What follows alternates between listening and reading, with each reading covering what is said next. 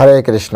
সকলকে আবারও কৃষ্ণ প্রীতি শুভেচ্ছা জানিয়ে আমাদের ধারাবাহিক শ্রীমদ্ ভাগবত গীতার ক্লাসে আপনাদেরকে স্বাগতম জানাচ্ছি। আজ আমরা শ্রীমদ্ ভাগবত গীতার অন্তর্গত সপ্তম অধ্যায়ের 16 নম্বর শ্লোক নিয়ে আলোচনা করব। শ্লোকটি আমাদের প্রত্যেকটা মনুষ্য জীবনের জন্য, বিশেষ ভক্তদের জন্য বা যারা ভক্ত হতে চায় তাদের জন্য খুব গুরুত্বপূর্ণ। তো প্রত্যেকে মনোযোগ দিয়ে শ্রবণ করবেন। যদি আপনি শ্রদ্ধার সহিত আন্তরিকভাবে মনোযোগ দিয়ে আপনি শ্রবণ করেন, তাহলে অবশ্যই ভগবান পরমেশ্বর ভগবান শ্রীকৃষ্ণের কৃপায় এই ভগবদ গীতার এই শ্লোক থেকে আপনি অনেক কিছু জানতে পারবেন, যা আপনার মনুষ্য জীবনকে সফল করবে এবং আপনি পারমার্থিকভাবে অনেক উন্নত হতে পারবেন। তো চলুন শুরু করি। শুরুতে একটা ছোট্ট অনুরোধ দিয়েই শুরু করতে চাই। যারা চ্যানেলে প্রথমে এসেছেন অবশ্যই চ্যানেলটি সাবস্ক্রাইব করবেন। আর এই ভিডিওটি আপনার যত আপনার কি বলে হোয়াটসঅ্যাপ বলেন, ফেসবুক বলেন, মানে যত অনলাইন প্রচারের জায়গা আছে প্রত্যেকের কাছে পাঠিয়ে দিন। আপনার এই প্রচারের ফলে মানুষের উপকার হবে। আপনার যত আত্মীয় স্বজন, বন্ধু বান্ধব আছে দেশে বিদেশে, যত জায়গায় আপনার পরিচিত ব্যক্তি আছে, সকলের কাছে ভিডিওগুলি পাঠিয়ে দেন। মাথায় রাখবেন, পরমেশ্বর ভগবানের এই বাণী প্রচার হওয়া বর্তমান পৃথিবীতে সবথেকে বেশি দরকার। তাই আপনি নিজে এই বাণীর দ্বারা উদ্বুদ্ধ হয়ে পরমেশ্বর ভগবানের চরণে আত্মসমর্পণ করুন এবং জগৎজীবকে এই বাণী যাতে তাদের উপকারে আসে সেই জন্য এই বাণী প্রচারে সহযোগিতা করুন। তো চলুন শুরু করি। নম ওম বিষ্ণু পাদায় কৃষ্ণ পৃষ্ঠা ভূতলে শ্রীমতে ভক্তি বেদান্ত স্বামিনীতি নামিনে নমস্তে সারস্বতী দেবে গৌরবাণী প্রচারিণে নির্বিশেষ শূন্যবাদী পাশ্চাত্য দেশ তারিণে বাঞ্ছা কল্পতরুর ভৈষ্ঠ কৃপা সিন্ধু ব্যবচপতি তানাম পাবনেভ্য বৈষ্ণবেভ্য নমো নমঃ। জয় অনন্ত কোটি বৈষ্ণববৃন্দ কি জয়, শিল প্রভুপাদ কি জয়, শ্রীমদ্ ভাগবত গীতা শ্রবণকারী ভক্তবৃন্দ কি জয়, নিতাই গৌর চিতানাথ প্রীতি প্রেমানন্দে হরি বল। ওম নমো ভগবতে বাসুদেবায়। ওম নমো ভগবতে বাসুদেবায়। ওম নমো ভগবতে বাসুদেবায়। শ্রীমদ্ ভাগবত গীতা সপ্তম অধ্যায় বিজ্ঞান যোগ, শ্লোক নম্বর 16। চতুর্বিধা ভজন্তে মাম জনা সুকৃতন অর্জুন আর্ত জিজ্ঞাসুর আর্তার্থী জ্ঞানী চ ভরতর্ষভ।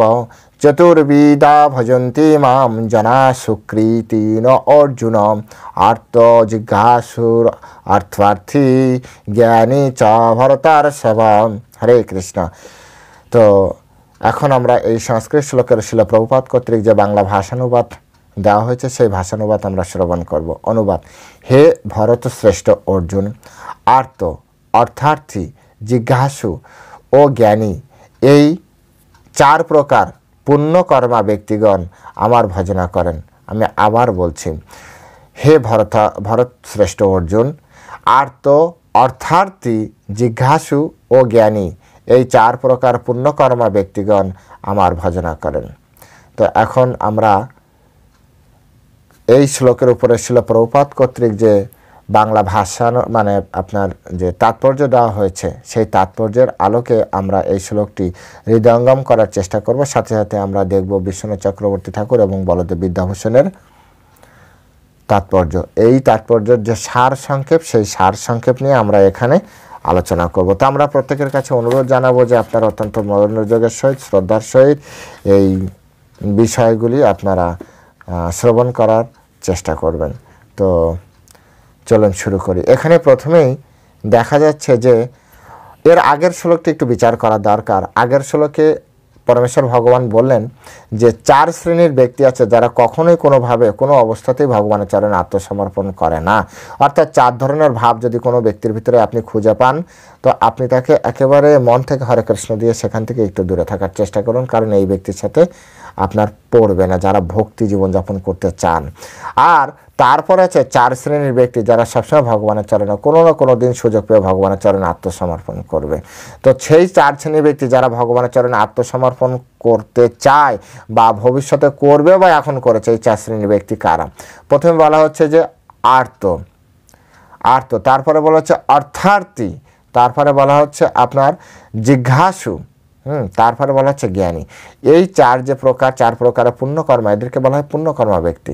এই পুণ্যকর্মা ব্যক্তিরাই হচ্ছে পরমেশ্বর ভগবান শ্রীকৃষ্ণের চরণে, হ্যাঁ, কারণ এরা সুকৃতিহীন, জনা সুকৃতিহীন, অর্থাৎ পুণ্যকর্মা, অর্থাৎ এই পুণ্যকর্মটা এই জীবনেরও কিছুটা হতে পারে, আবার পূর্বজীবনে, বেশিরভাগটা পূর্বজীবনের যার যতটা ব্যালেন্স আছে সে ততটাই তাড়াতাড়ি ভগবানের চরণে আত্মসমর্পণ করবে।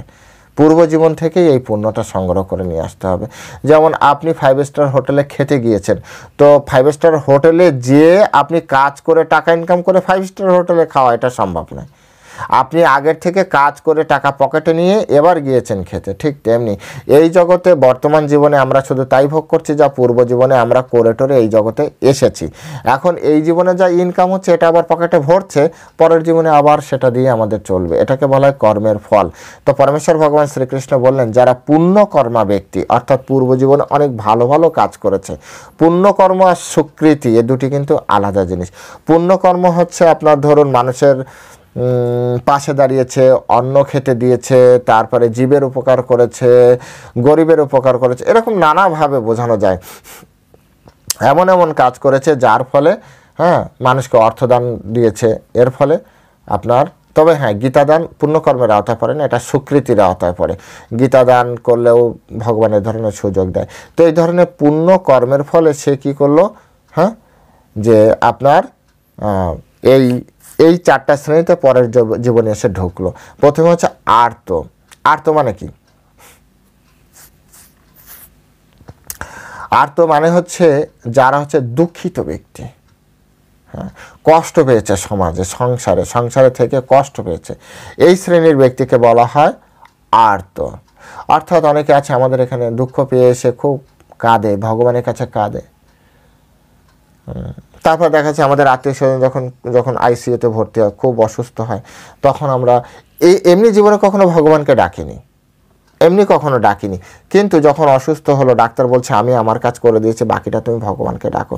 তখন হে ভগবান আমাকে একটু বাঁচিয়ে দাও, আমার এই আত্মীয় স্বজনকে বাঁচিয়ে দাও ভগবান, তুমি ছাড়া কে আছে ভগবান। তখন ভগবানকে বলছে, তো ভগবান বলছে ঠিক আছে, তথাপি তো আমাকে ডাকছে। ভগবান এত করুণাময় যে ওই সময় যদি কেউ ডাকে না, ভগবান কখনো তার প্রতি খারাপ কোনো কিছু চিন্তা করে না। এ বিষয়ে আমার খুব ভালো মনে আছে, শ্রীমদ্ ভক্তিচারু স্বামী মহারাজের একটি ক্লাস শুনেছিলাম। তিনি বলছে ভগবান ঠিক কেমন, যে আমরা যখনই ডাকি তিনি কখনো রাগ করেন না। তো তিনি উদাহরণ দিচ্ছেন আমাদের অবস্থা বোঝানোর জন্য, যে আমাদের পিতামাতা আমাদেরকে খেলাধুলা করার জন্য পার্কে নিয়ে যায়, পার্কে নিয়ে ছেড়ে দেয়, পিতা এক জায়গায় বসে আছে আর ছেলেমেয়েরা খেলছে। ছেলেমেয়েরা বন্ধু বান্ধব পেয়ে গিয়েছে, ওদের নতুন নতুন বন্ধু হয়েছে, তাদের সাথে ভাবের আদান প্রদান হচ্ছে, তাদের সাথে কথোপকথন করছে, খেলা করছে। পিতা যে বসে আছে বেঞ্চে তার জন্য ওয়েট করছে, কখন আমার ছেলেটা আসে বাড়ি ফিরবো।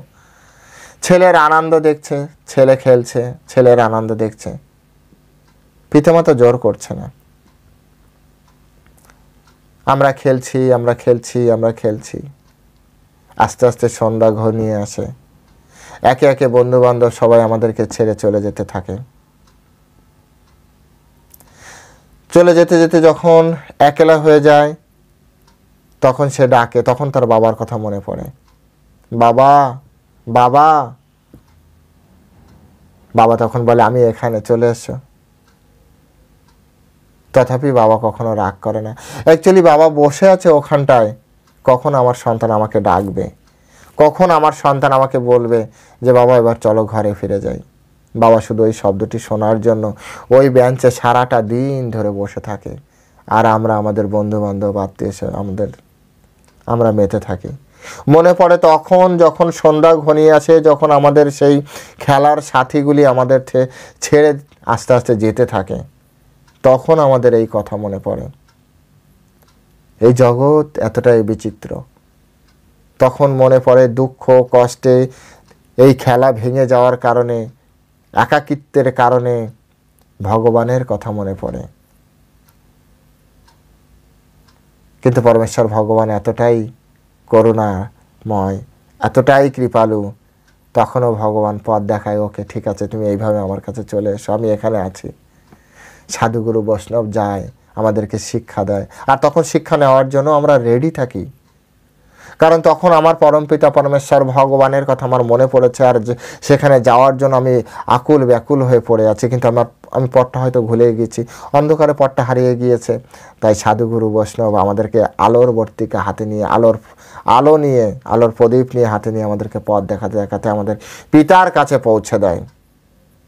তো এটা হচ্ছে আর্ত, যারা বিভিন্ন রকম সাংসারিক দুঃখ কষ্ট যন্ত্রণা দ্বারা জর্জরিত হয়ে পরমেশ্বর ভগবানের কাছে মন্দিরে এসে হাত জোর করে প্রার্থনা করে, ভগবান এবার তো তুমি আমাকে রক্ষা করো, অনেক তো হলো, অনেক দিন হলো, অনেক দিন ধরে আমি তোমাকে ভুলে আছি, ভগবান এবার আমার প্রতি কৃপা করো, দয়া করে আমাকে তুমি এই মায়ার সংসার থেকে আমাকে মুক্ত করো।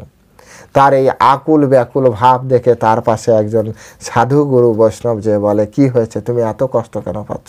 পরমপিতা পরমেশ্বর ভগবানের কাছে এসেছো, তুমি হাসো, তুমি আনন্দ করো, তোমার পিতার কাছে এতদিন পরে ফিরে এসেছো। তখন সে বলে যে, হে প্রভু আমাকে বাঁচান, হে গুরুজি আমাকে, স্বামীজি আমাকে বাঁচান, আপনি ছাড়া আমার এই জগতে কেউ নেই, আপনি কৃপা করে আমাকে পরমেশ্বর ভগবানের কাছে কিভাবে যেতে পারি, আপনি আমাকে সেই জ্ঞান প্রদান করুন। তার ভিতরেই এত পরিমাণে আঘাত পেয়েছে, আঘাতে এতটাই জর্জরিত হয়েছে, আঘাতের ফলে তার যত ধরনের অনুশোচনা তৈরি হয়, অনুশোচনার ফলে তার যা যা ছিল সমস্ত ধুয়ে মুছে পরিষ্কার হয়ে তার চেতনা পরিশুদ্ধ হয়, এবং সে পরমেশ্বর ভগবানের চরণে, পরমেশ্বর ভগবান একমাত্র, তার চারিদিকে সব কিছু বন্ধ হয়ে যায়, তার সমস্ত দরজা বন্ধ হয়ে যায়, শুধু একটাই রাস্তা থাকে, আর সেই রাস্তার মাথায় একটাই দরজা খোলা থাকে, সেই দরজা হচ্ছে পরমেশ্বর ভগবানের ঘর, আর সেই রাস্তাটা হচ্ছে পরমেশ্বর ভগবানের দিকে যাওয়ার যে রাস্তা সেটি। এই অবস্থায় পরমেশ্বর ভগবানের ছাড়া তার আশেপাশে আর কেউ থাকে না, তার বন্ধু তাকে ত্যাগ করেছে, তার স্বামী, তার সন্তান, তার স্ত্রী, তার পুত্র সকলে তাকে ছেড়ে চলে গিয়েছে অথবা তাকে বের করে দিয়েছে। এটা হচ্ছে আর্ত, অত্যন্ত দুঃখী, অত্যন্ত কষ্ট ভারাক্রান্ত হৃদয় নিয়ে পরমেশ্বর ভগবান শ্রীকৃষ্ণের কাছে আসে, আর তখন সে ভগবানকে লাভ করার একটি সুযোগ পায় সাধুগুরু বৈষ্ণবের কৃপায়। এরপর হচ্ছে অর্থার্থী, কিছু চাওয়ার জন্য আসে, কিছু চাওয়ার জন্য আসে। হয়তো কেউ আসে, ভগবান আমার মেয়েটার বিয়ে হচ্ছে না, কেউ আসলো এসে বললো ভগবান আমার ছেলেটার চাকরি হচ্ছে না, কেউ এসে বললো ভগবান আর কতদিন আমি গরিবভাবে থাকবো, তথাপি এসে ভগবানের কাছে বলে, এটাকে বলে অর্থার্থী, অর্থ প্রার্থী, অর্থার্থী। ভগবান হলো ওকে ঠিক আছে, তথাপি তো আমার কাছে এসেছে, আপনি দেখুন এভাবে বলুন, বলে না এটা ঠিক না, এটা ঠিক না, আমিও জানি আপনিও জানেন, কিন্তু এটা একদিক থেকে ঠিকও। কেন ঠিক? ধরুন আপনার সন্তান একটা আইসক্রিম খাবে, তার কাছে টাকা তো নেই, টাকা কার কাছে চাইবে? আপনার কাছে। এবার আপনি দাঁড়িয়ে আছেন আর অপরিচিত একজন ব্যক্তি দাঁড়িয়ে আছে, এবার টাকাটা যদি অপরিচিত ব্যক্তির কাছে চায় আপনার ভালো লাগবে? লাগবে না। আপনি কি চান? টাকাটা আপনি দিবেন, আপনার কাছে টাকাটা যেন চাওয়া হয়, বরঞ্চ আপনার তখন রাগ হয় যদি রাস্তায় যেতে যেতে সে অপরিচিত ব্যক্তির কাছে টাকা চেয়ে কোনো কিছু কিনতে চায়। অপরিচিত ব্যক্তির কাছে টাকা এই কারণে চাই সে কিছু কিনবে, সেই জন্য সে বাইরের মানুষের কাছে টাকা চাইছে, অথচ আপনার কাছে টাকা চাইছে না, তখন কিন্তু আপনার খুব রাগ হবে, এই তোর যা লাগে আমাকে বল, তুই মানুষেরকে কেন ডিস্টার্ব করছিস? প্রেস্টিজ ইস্যু না? আমরা পরমেশ্বর ভগবান শ্রীকৃষ্ণের সন্তান, আমরা বাইরের মানুষের কাছে হেল্প চাচ্ছি, অ্যাকচুয়ালি হেল্প তো ভগবান করতে পারে, তাই ভগবানের কাছে আমাদের হেল্প চাওয়া উচিত। যা হয় যে কোনো ধরনের বিষয় নিয়ে আমাদের ভগবানের কাছে আত্মসমর্পণ করা উচিত, যে ভগবান আমি এরকম বিপদে পড়েছি, আমার এখন কি হবে, আমি আজকে খাইনি, আমার ঘরে চাল নেই ডাল নেই, এখন আমার কি হবে? ওকে ঠিক আছে, আমি দেখছি তোমার কি লাগবে। ভগবান তো বলেছে যারা ভগবানের চরণে আত্মসমর্পণ করে থাকে তাদের জন্য ভগবান বলেছে যোগের সেমম বহামি আহাম, অর্থাৎ যোগের নিমিত্তে যা কিছু দরকার হয় তা আমি নিজে বহন করে নিয়ে যাব, যা আছে তা সংরক্ষণ করব। সেমম মানে হচ্ছে রক্ষাকর্তা, যোগের সেমম, যোগ মানে হচ্ছে যোগের নিমিত্তে যে বস্তু দরকার সেগুলি পরমেশ্বর ভগবান শ্রীকৃষ্ণ আমাদেরকে প্রদান করবে, যা গচ্ছিত থাকবে তা রক্ষা করবে। আপনি বলেন এত বড় সুযোগ কে দিবে আপনাকে? এত বড় মানে ট্রেজারি সিস্টেম, মানে এত বড় সিকিউরিটি সিস্টেম কে আমাকে আপনাকে দিবে? পরমেশ্বর ভগবান দিবে। সেজন্য পরমেশ্বর ভগবানের চরণে আমাদের কি করা উচিত? আত্মসমর্পণ করা উচিত। তো বলছে যারা কিছু কিছু চাইতে যায় পরমেশ্বর ভগবানের কাছে, এরাও পরমেশ্বর, কারণ মন্দিরে চাইতে যায়, আর মন্দিরে চাইতে যেয়ে কি করে? ভগবানের ভক্তদের, শুদ্ধ ভক্তদের দর্শন হয়, আর শুদ্ধ ভক্তদের যখন দর্শন হয় না তখন এমনিতেই জীবন পবিত্র হয়। আর এটা নরোত্তম দাস ঠাকুর বলেছে, দর্শনে পবিত্র করো এই তোমার গুণ, অর্থাৎ মূল এটা ভজন, এটা একটা ভজন। গঙ্গার পরশ হইলে পশ্চাতে পাবন, দর্শনে পবিত্র করো এই তোমার গুণ। গঙ্গাকে আপনি যদি অত্যন্ত শ্রদ্ধার সহিত প্রণাম করে বিশ্বাস নিয়ে গঙ্গা স্নান করেন তবে আপনি পবিত্র। কিন্তু সাধুগুরু বৈষ্ণবের দর্শন মাত্র, এমনকি এও যে আপনি হয়তো সাধুকে আর অ্যাকচুয়ালি সাধুকে আমরা চিনতেও পারি না, হ্যাঁ, বেকার বলেও লাভ নেই, সাধুকে আমরা চিনতে পারবো না। কিন্তু সাধুর যে লেন্স, ক্যামেরার যে মানে চোখের এরিয়ার ভিতরে, আই কন্ট্যাক্টের ভিতরে যদি আমি আপনি প্রবেশ করি, আমি আপনি পবিত্র হয়ে যাব। এই লোভে তো মানুষ তীর্থে এসে বসবাস করতে চায়, এই লোভে তো মানুষ তীর্থ ভ্রমণ করে। এখন তীর্থ ভ্রমণ এখন যেমন আসে, এ তো মানে সে মানে কী বলা যায় যে, আর ভাষাটা দিলাম না তো, মানে খুবই এটা পাগলামি করা যে প্রভু কী কী দেখার আছে, কী কী দেখার আছে। তীর্থে কেউ দেখার জন্য আসে? এ থেকে দার্জিলিং এসছো, দীঘা এসছো, দেখার জন্য আছে। পরমেশ্বর ভগবানের কাছে যাও, যে তপস্যা করো। সারা বছরে একবার মাত্র পরমেশ্বর ভগবানের কাছে আসবে, মন্দিরে আসবে, বলে প্রভু কী কী দেখার আছে এখানে, কী কী দেখবেন আপনি? একটা দিন মন্দিরে এসে যদি আমি এরকম আপনার মনোভাব না হয়, হে ভগবান আমি কত বছর কত দিন পরে আজকে আমি আপনার কাছে এসেছি, আজকে শুধু আপনি আর আমি, আমার আপনার মাঝখানে আর কেউ থাকবে না, শুধু আমি আর আপনি, কত দিন পরে এলাম, কত কথা মনের ভিতরে লুকিয়ে আছে, সব কথা আপনাকে আজ আমি বলবো। আমি ভালো আছি না কিনা, খারাপ আছি, আমার জীবন কেমনভাবে চলছে, সব কিছু তো আপনাকে শুনতে হবে। সে না বলে কি কি দেখার আছে, কি দেখবেন? ঘুরতে আসে, এটা কি ঘোরার জায়গা? মঠ মন্দির ঘোরার জায়গা? আমি তো মাঝে মাঝে এরকম প্রশ্ন করি, জানেন, আমি প্রশ্ন করি মানুষকে, আপনি কখনো আপনার জীবদ্দশায় দেখেছেন মুসলিমরা মসজিদে ঘুরতে যায়? আপনি কখনো আপনার জীবদ্দশায় দেখেছেন খ্রিস্টানরা গির্জায় ঘুরতে যায়? কিন্তু এই একমাত্র হিন্দুদেরকে আমি নিজে দেখেছি। বিশ্বাস না হয় মায়াপুরে আসেন, এক সপ্তাহ থাকেন, ঘুরতে আসে, ঘুরতে, জাস্ট এনজয় করতে। এখন তো ছেলে মেয়েদেরকে ব্যাডমিন্টন, তারপর বল, তারপরে আরও কত কি নিয়ে আসে, লুডো নিয়ে আসে, কত কি নিয়ে আসে, খেলাধুলা করাবে। মঠ মন্দিরে এসেছে, তীর্থে ভ্রমণে এসেছে, এটা কি কোনো সাধারণ কোনো জায়গা?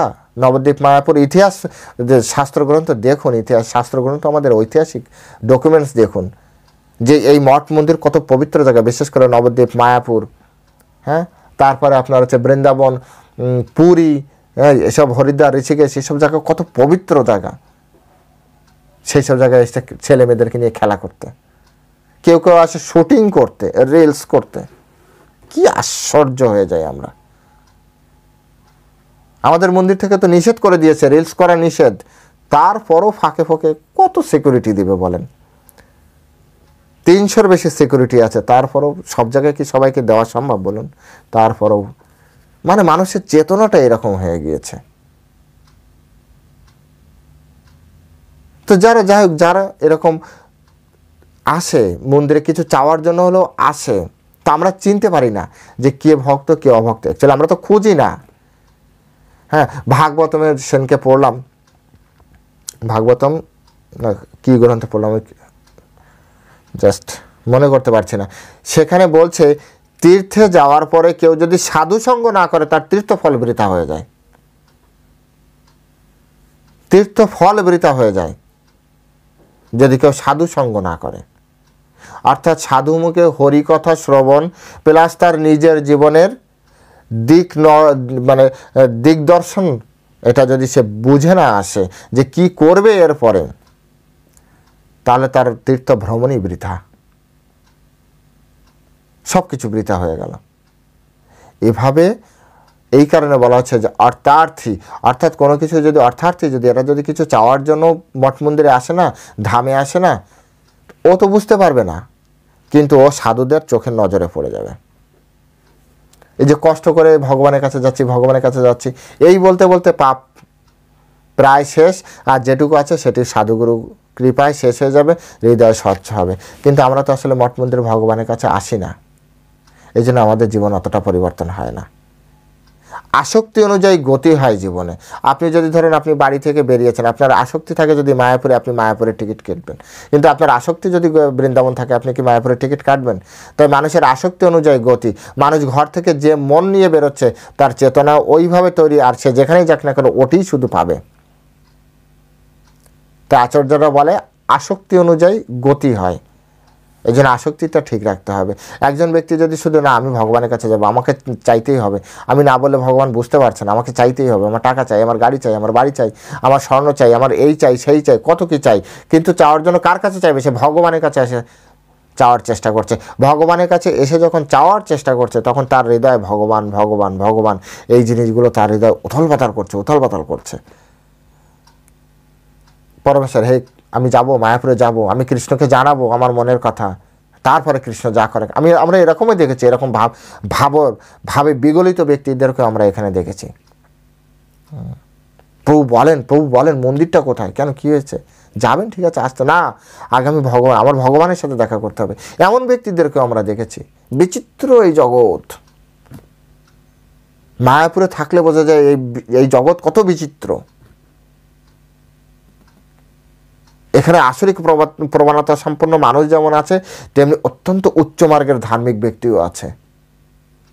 এই জগতে 100% খারাপ না, এই জগতে 100% ভালোও নেই। এই জগতে সমস্ত মানুষ খারাপ না, আবার সমস্ত মানুষও সকলে ভালো নয়। এই জগতে সবাই অসুর নয়, আবার সবাই ভক্তও নয়। এত বিচিত্র, এত বিচিত্রময় জগৎ। এক একজন মানুষ এক একভাবে জীবনযাপন করছে, এতটাই বিচিত্র জগৎ এটি। এগুলো আমাদেরকে কৃষ্ণের প্রতি আগ্রহ জন্মাতে চেষ্টা করে। তো কেউ যদি আসে ভগবানের কাছে, তথাপি সে সাধু গুরু বৈষ্ণবের কৃপায়, কৃষ্ণের কৃপায় সে ভগবানকে প্রাপ্তি করে। তারপরে আসছে আর্ত গেল, তারপরে অর্থার্থী বললাম, এরপর হচ্ছে জিজ্ঞাসু। এই জিজ্ঞাসুদেরকে এক ধরনের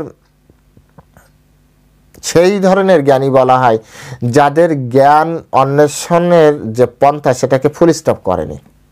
কিছু ব্যক্তি আছে যারা এভাবে মানে পাক বা না পাক কোনো কিছু সলিউশন একটা জায়গায় যে স্টপ, আর নড়বে না। এই ধরনের ব্যক্তি হচ্ছে ব্লক মাইন্ডেড বলা হয়, ঠিক আছে। এদেরকে এরা মানে ব্লক হয়ে গিয়েছে, পড়াশোনা করতে করতে একটা জায়গায় গিয়েছে, কিন্তু এর উপরেও তো পড়াশোনা আছে, পড়াশোনার তো শেষ নেই, পড়াশোনার শেষ নেই। আপনার ধরুন যেমন আমি যখন ভক্তিপথে প্রথম আসি, তো তখন চিন্তা ছিল যে ডাবল এমএ করব। তো সবে এমএ শেষ করেছি। তো তখন আমার শিক্ষাগুরু, তার কাছে যেয়ে যখন বললাম যে এরকম আমার ইচ্ছা আছে, তো কি করা উচিত, তিনি বললেন যে মানে উনি বলেননি কিছু, উনি তাড়াতাড়ি ওনার ঘর থেকে শ্রীমদ্ ভাগবতমের সেট নিয়ে আসলেন। আমাদের ভাগবতম, যারা ইস্কনের ভাগবতম দেখেছেন দেখবেন, 18টা বই, এত বড় 18টা বই, 20 কেজি ওয়েট। এবার চিন্তা করেন, টেবিলের পরে একটার পর এমন বুদ্ধি করে একটার পর একটা সাজিয়েছে। 18টা বই মানে অনেকটা উঁচু হয়। আমি বসে আছি, তারপরে উনি আমাকে বললেন, আগে এগুলো তোমার ঘরের জিনিস, আগে এগুলো তুমি পড়ে শেষ করো, এরপরে যদি তোমার হাতে সময় থাকে তারপরে তুমি বাইরের পড়া পড়ো। অলরেডি অনেক দিন ধরে পড়াশোনা করেছো, আর দরকার নেই, এবার এটা করো। তো আমি চিন্তা করলাম, না, এ কথাও ঠিক, নিজেরটা আগে পড়া দরকার। ওকে, এইভাবে ধীরে ধীরে এই জিজ্ঞাসু, ঠিক আছে পড়ি। জিজ্ঞাসুদের জিজ্ঞাসুরা খুব পড়ুয়া হয়, তারা কিউরিসিয়াস, খুব কিউরিসিটি থাকে, মানে যে কোনো বিষয় কি কেন, ওরা এই প্রশ্ন ছাড়ে না। কেন হয়েছে, কে করেছে, কিভাবে হলো, এটা না হলে কি হতো। এক কথায় সবসময় একটা জিজ্ঞাসু মনোভাব। আচ্ছা, আমাকে কে জন্ম দিয়েছে? আমার মা আর বাবা, এই দুজনের কারণ। আচ্ছা, ওনাদেরকে কে জন্ম দিয়েছে? ওনাদের বাবা মা। আচ্ছা, ওনাদেরকে কে জন্ম দিয়েছে? এই করতে করতে থামে না। যতক্ষণ পর্যন্ত সে প্রশ্নের উত্তর পূর্ণরূপে না পায়, যেখানে গেলে একদম থেমেই যেতে হবে, থামতেই চায় না, এটাকে বলা হয় জিজ্ঞাসু। এই জগতে আমরা সূর্য থেকে বিভিন্ন ধরনের রে আসছে, আল্ট্রাভায়োলেট রে, রেড রে, হ্যাঁ, তারপরে হোয়াইট রে, এক্স রে, হ্যাঁ, কত ধরনের রে আসছে। ওকে, ঠিক আছে, আমাদের রেটে কি, আমাদের গায়ে তাপ লাগলে হলো শীতকালে, তাই না? যারা জিজ্ঞাসা তারা বলবে কি আসছে, কেন আসছে, কি উপকার, না আসলে কি হতো। এরা আসছে, সেই সূর্যলোক কেমন, সূর্যলোককে কে তৈরি করেছে, শুধু প্রশ্ন করতেই থাকবে।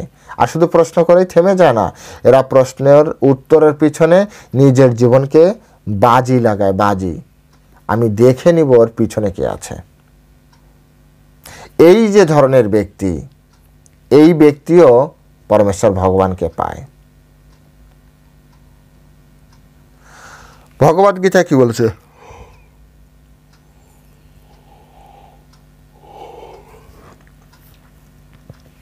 ভগবদ গীতায় বলছে, অহম সর্বস্ব প্রভব মাত্র সর্বম প্রবর্ততে, আমার থেকেই সব কিছু সৃষ্টি হয়েছে। এখন কেউ যদি বলে এই পৃথিবী কে সৃষ্টি করেছে, আমি তো করিনি, তোমার বাবা করেছে? না না, বাবাও করেনি। তাহলে নিশ্চয়ই তোমার ঠাকুরদা করেছে। বাবা বলছে না না না, ঠাকুরদা করেনি। অ্যাকচুয়ালি কেউই এই পৃথিবী সৃষ্টি করেনি, কিন্তু সৃষ্টি তো হয়েছে। এইভাবে তাহলে কে জানে, জানতে জানতে কে জানে। এবার বই খুঁজতে একসময় দেখবে যে আমাদের বেদ মাতা জানে, আমাদের শাস্ত্র পুরাণ জানে। শাস্ত্র পুরাণের কাছে যে তখন বেদ মাতা বলা হয়, এই জন্য আমাদেরকে জ্ঞান প্রদানকারী। আমরা যেমন ঘরে আ ক খ, আমরা যা কিছু পড়াশোনা, যা কিছু ভাষা, এই জন্য আমাদের ভাষাকে বলা হয় মাতৃভাষা। পিতৃভাষা জীবনেও শুনবেন না। ঘরের প্রধান পিতা, কিন্তু ভাষার প্রধান কিন্তু পিতা না। আপনারা কখন এটা চিন্তা করেছেন? আপনার আমার প্রত্যেকের, বিশেষ করে যারা ইন্ডিয়ান সাবকন্টিনেন্টের এদিকে আছেন, হ্যাঁ, আর্য সম্প্রদায় যাদেরকে বলা হয়, এই শ্রেণীর ব্যক্তিদের ভিতরে এদের ঘরের প্রধান হচ্ছে পিতা, কিন্তু ভাষাটাকে কখনো বলা হয় না পিতৃভাষা, বলা হয় মাতৃভাষা। কি আশ্চর্যের না? প্রধান একজন, আরেকজনের নামে সব কিছু চলছে। তো সেই জন্য বেদ মাতা বলা হয়। বেদ আমাদেরকে জ্ঞান প্রদান করে। বেদ মানে চারটা বেদ না, বেদ মানে হচ্ছে জ্ঞান। বেদের যদি শব্দার্থ মিনিং করেন তাহলে বেদ মানে হচ্ছে জ্ঞান। বেদ মানে জ্ঞান।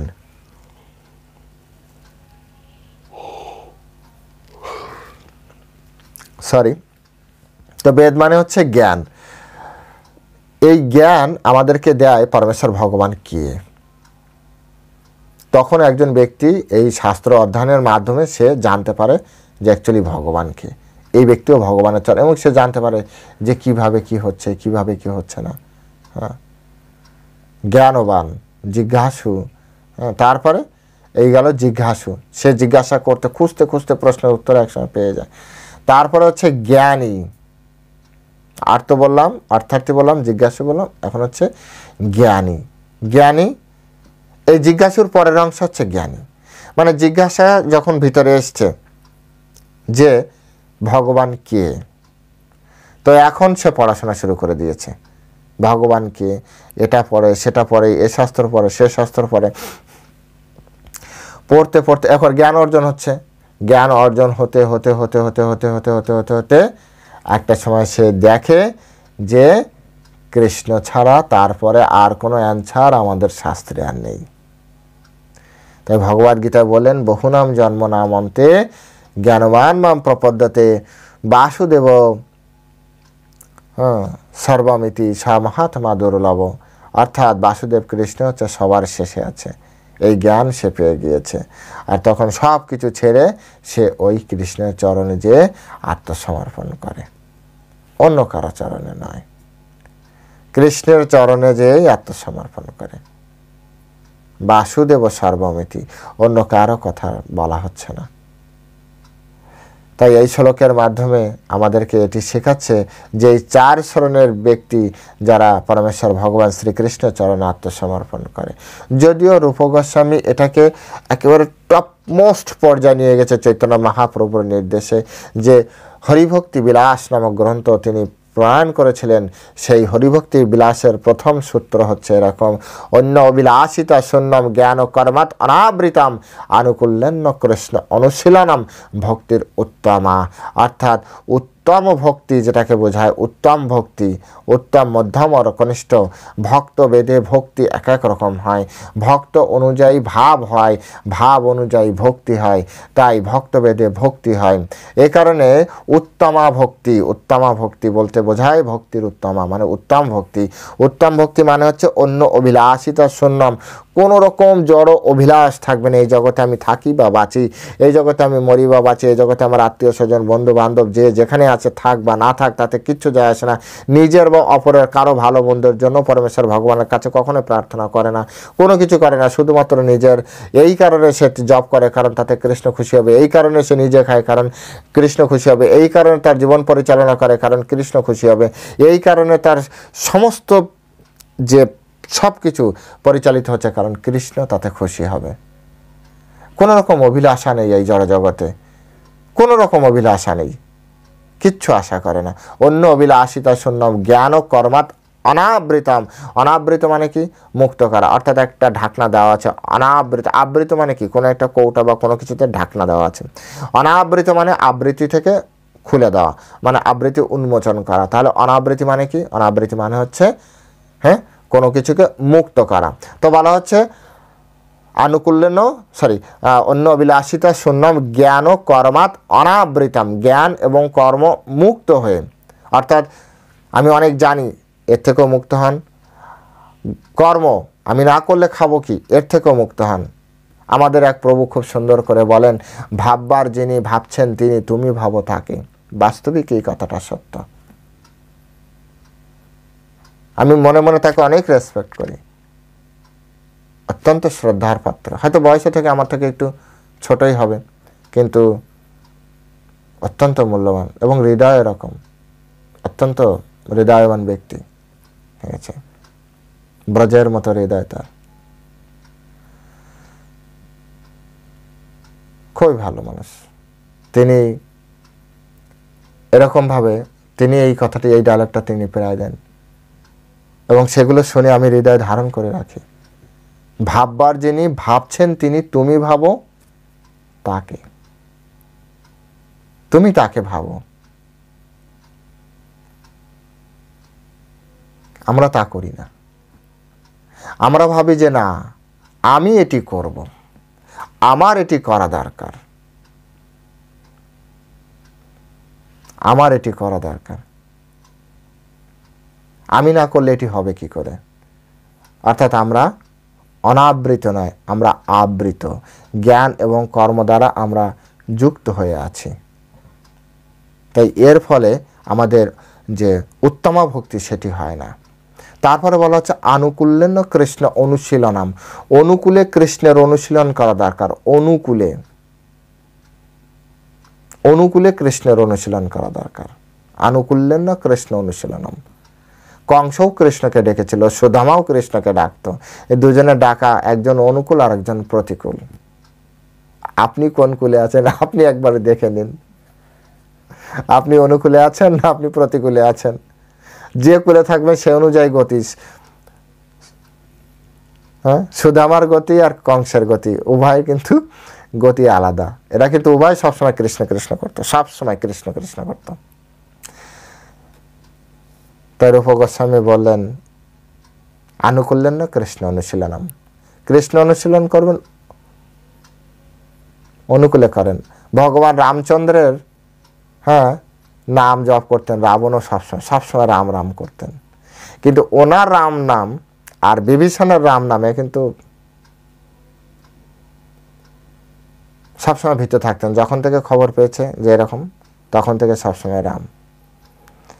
কিন্তু অনুকূলে ছিল না, প্রতিকূলে ছিল। মেরে দেবো, এ করে দেবো, সে করে দেবো, নানান তাল। তাই ভগবানকে প্রাপ্তির জন্য জ্ঞান গ্রহণের, এই জ্ঞান হোক, আগের বার যেমন বললো মায়াপরই তো জ্ঞানা, এর আগের শ্লোকে, ওই জ্ঞান না হোক। এখানে জ্ঞানী মানে প্রকৃত জ্ঞানী, এখানে জ্ঞানী মানে শাস্ত্রে জ্ঞানী। আমাদের শাস্ত্র পড়েও অনেকে বিভ্রান্ত হয়। গীতাকে গুরু পরম্পরা না পড়ার কারণে গীতার ভিতরেই তারা কি করে, নিরীশ্বরবাদী, গীতাকে নির্বিশেষবাদী, তারপরে মানে হচ্ছে কোনো আকার নেই, সাকার নেই, এরকম নানান তাল তৈরি করে। এর পিছনে কারণ কি? এর পিছনে কারণ হচ্ছে খুব সিম্পলি গুরু পরম্পরা নেই। বিষয়টা হচ্ছে এরকম, আপনি একটা বাড়ি করেছেন, অনেক সুন্দর সুন্দর লাইট তৈরি করে দিয়েছেন, অনেক সুন্দর সুন্দর খুব সুন্দর ডেকোরেশন করেছেন ঘরে, কিন্তু আপনি আপনার রাস্তার পাশে যে ল্যাম্প পোস্ট আছে, সেই ল্যাম্প পোস্ট থেকে যে তারটা নিয়ে এসে আপনার ঘরে লাগাতে হবে, আপনি সেটা লাগাননি। ঘরে লাইট জ্বলবে, টিভি চলবে, ফ্যান চলবে, কিছুই হবে না, বেকার। আপনাকে অথরাইজড কোনো ব্যক্তির কাছ থেকে পারমিশন নিয়ে লাইন টেনে শুধু মিটার অবধি লাগিয়ে দিতে হবে, তাহলে দেখা যাবে সব কিছু সুন্দর জ্বলছে।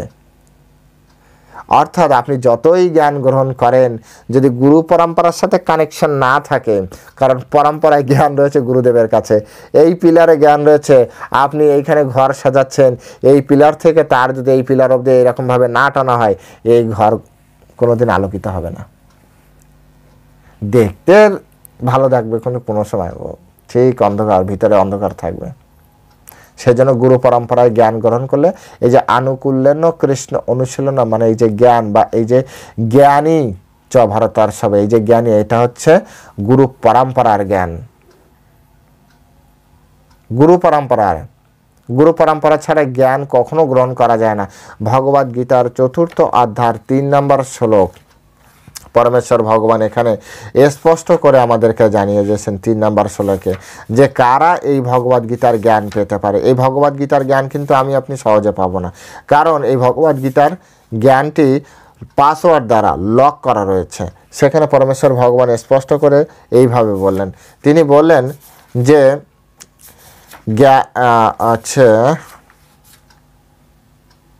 स एव माते अद्य जोग प्रक्त पुरातन भक्त सिमे सका च इति रहस्यम हेतुत उत्तमम। हाँ, स एव माते अद्य, हाँ, যোগ প্রক্ত পুরাতন ভক্ত সিমে শাখা চ ইতি রহস্যম হেতুত উত্তমম। অর্থাৎ সেই পুরাতন যোগ আজ আমি তোমাকে বললাম, কারণ তুমি আমার ভক্ত ও শাখা, আর সে কারণে তুমি এই জ্ঞানের রহস্য হৃদয়ঙ্গম করতে পারবে। অর্থাৎ যদি আমরা কৃষ্ণের ভক্ত না হই, যদি কৃষ্ণের শাখা না হই, তো এই জ্ঞান পড়তে পারবো, কিন্তু এই জ্ঞান রহস্যাবৃত। এটা তো আপনারা এতদিন অন্তত বুঝতে পারছেন যে এই জ্ঞানটা কতটা রহস্যাবৃত। বাইরের কত মানুষ এই ভগবদ্গীতা পড়েও আজ তারা কৃষ্ণকে বুঝতে পারছে না। এতদিন ধরে যারা এই ক্লাসের সাথে রেগুলার যুক্ত আছে, তারা তো অন্তত একটু বুঝতে পেরেছেন যে কতটা রহস্যাবৃত জ্ঞান, কতটা রহস্যাবৃত এই বইটা। এই বই শুধুমাত্র 2 জন ব্যক্তি পাবে। এক, যারা কৃষ্ণের সখা, যেটা আমাদের দ্বারা সম্ভব না, কারণ এখন কৃষ্ণ, হ্যাঁ কৃষ্ণ সবসময় আমাদের সাথে আছে, কিন্তু আমরা অতটা পিওর নই, আমাদের চক্ষু, আমাদের সব কিছু এতটা পিওর নয় যে আমরা কৃষ্ণকে পার্সোনালি সামনাসামনি সখ্যতা করতে গেলে সামনাসামনি দেখা দেখি লাগে, তো তাই না, দেখা দেখি লাগে। আমাদের এতটা আমার পিওরিটি নেই যে কৃষ্ণকে আমি সামনাসামনি দেখতে পারি। আমাদের সামনে একটাই অপশান আছে, সেটা হচ্ছে ভক্ত হওয়া। ভক্ত একা একা হওয়া যায় না, ভক্তের ভক্ত হয়ে ভক্ত হওয়া যায়। তাই এটি আমাদের জন্য একটি বড় অপশন। তাই আমরা যদি ভক্তের চরণে আত্মসমর্পণ করি, ভক্তকে আমরা যদি সেবা করি, কিভাবে সেবা করে তাকে আপনারা এই জ্ঞান গ্রহণ করবেন। বলছে তদ বৃদ্ধি পরিপাতেন পরিপ্রশ্ন সেবায়া উপদেক্ষান্তি তত জ্ঞানম জ্ঞানী না তত্ত্বদর্শিনা। ভগবান গুরুদেবের কাছে যাবেন কিভাবে? হ্যাঁ, কার্পণ্য দশায়ুপহত সবব পৃচ্ছামি তাম ধর্ম সম্মূঢ়চেতা যশ্রেয়স নিশ্চিতাম ব্রহিতন মে শিষ্যস্ত অহম সদি মাম তাম প্রপন্নাম। অর্থাৎ শিষ্যস্ত অহম সদি মাম তাম প্রপন্নাম, আমি এখন থেকে আপনার শিষ্য, যেটা নিশ্চিত সেটা আমাকে বলুন। আমি কিচ্ছু জানি না, কিচ্ছু বুঝি না, আমার কার্পণ্যজনিত দোষে আমার সমস্ত দিক বিভ্রান্ত হয়ে গেছে, আমি কিং কর্তব্য বিমূঢ় হয়ে গিয়েছি। এরকম হাত জোর করে যে গুরুদেবের কাছে যেতে হবে, সাধুগুরু বৈষ্ণবের কাছে সবসময় হাত জোর করে, সিনিয়রের কাছে যখন যেতে হবে হাত জোর করে, তবে আপনি কিছু পাবেন। আপনি ধরুন একটা সিম্পল উদাহরণ দিই, কেন এরকম হতে হবে।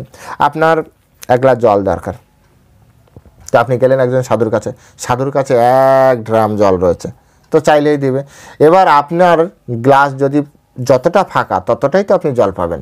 উনি দেওয়ার জন্য রেডি, ওনার কোনো অসুবিধা নেই, তো উনি তো দাঁড়িয়ে আছেন, নিন আপনারা নিন। আর আপনিও চান তো জল কতটা আপনি নেবেন, আপনার পাত্র যতটা ফাঁকা আছে।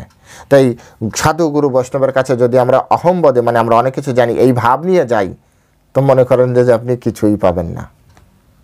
কারণ আপনার যে গ্লাস না এটা পরিপূর্ণ, ঢাললেও পড়ে যাবে।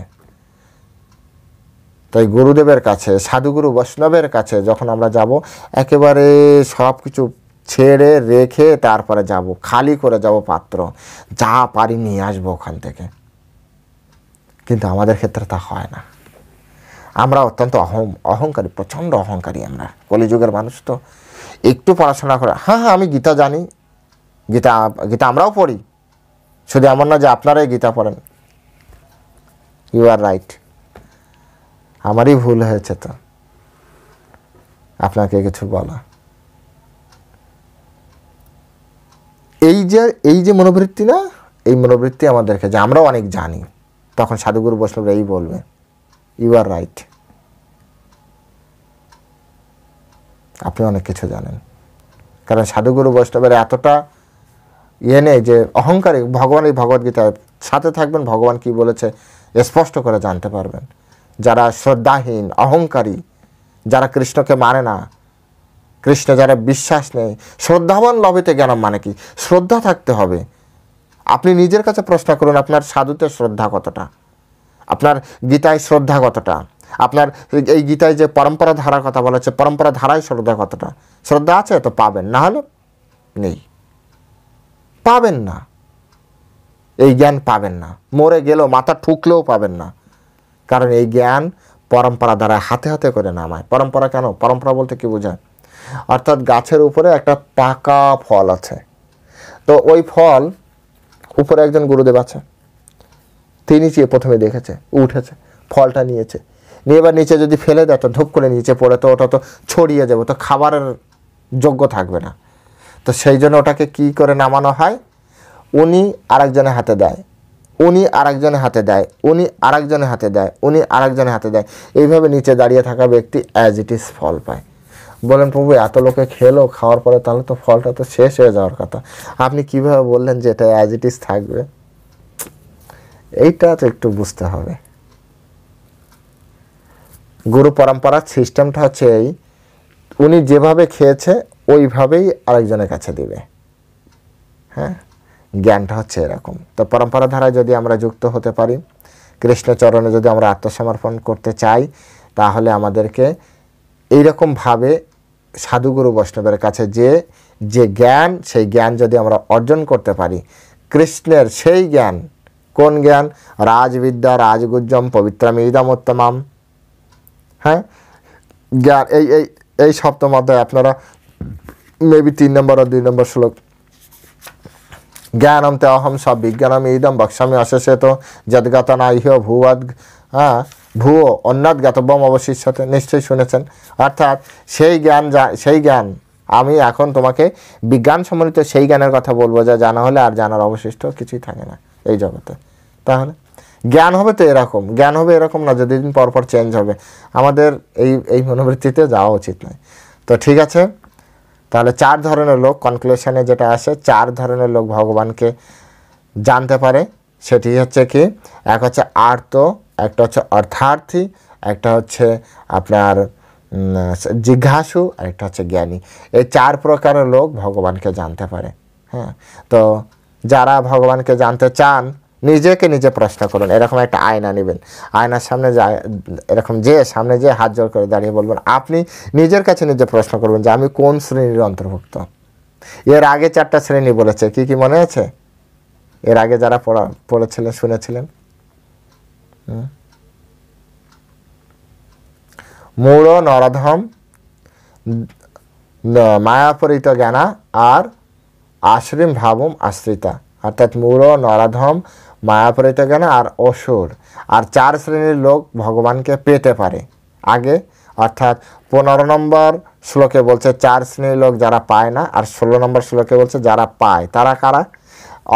আর্ত, জিজ্ঞাসু, অর্থার্থী আর জ্ঞানী, এই 4 শ্রেণীর লোক ভগবানকে চাইলে তারা ভগবানের ভজনা করতে পারে। তো ঠিক আছে, আজ এখানেই আমি বিশ্রাম রাখছি, কথা হবে পরবর্তী শ্লোকে। হ্যাঁ, ততক্ষণ পর্যন্ত আপনারা ভালো থাকবেন। যারা শ্রবণ করছেন তাদের কাছে বিশেষ অনুরোধ, আপনাদেরকে ধন্যবাদ জানাই।